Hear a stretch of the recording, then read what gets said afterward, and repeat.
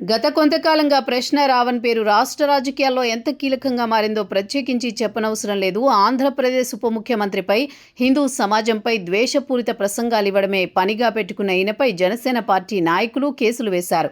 మొదటి 4 కేసుల్లో బెయిల్ రాగా 5వ కేసుగా తీవ్రవాద సంస్థలకు అనుకూలంగా వీడియోలు చేస్తూ యువతని తప్పుదోవ పట్టించేందుకు చేసినందుకు గాను ఆయనపై యుపా చట్టం కింద కేసు నమోదైంది. దీంతో గన్నవరం పోలీసులు ఆయన్ని అరెస్ట్ చేసి కోర్టులో హాజరుపరచగా 14 రోజుల రిమాండ్ విధించడంతో నెల్లూరు జైలుకి రావణ్ని తరలించారు. అయితే రిమాండ్లోకి తీసుకున్న తర్వాత విచారణలో రావణ్ గురించి తెలిసిన కొన్ని సంచలన నిజాలు ఇప్పుడు మీడియాని షేక్ చేస్తున్నాయి. అమాయకమైన స్త్రీలను వశపరుచుకొని వాళ్లతో శృంగారం చేసి వీడియోలు ఇతన్ని ఫోన్కి 10కి పైగానే ఉన్నాయి.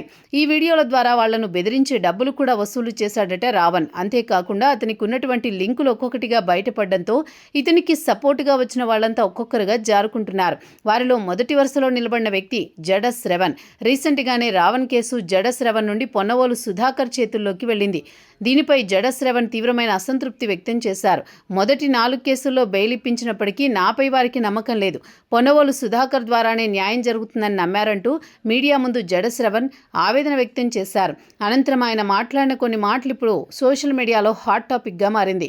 జడ శ్రవణ్ మాట్లాడుతూ ప్రశ్నారావణ్ అనే వ్యక్తి శ్రీరాముడిపై, శ్రీకృష్ణుడిపై అనుచిత వ్యాఖ్యలు చేయడాన్ని తీవ్రంగా ఖండించాల్సిన అంశం.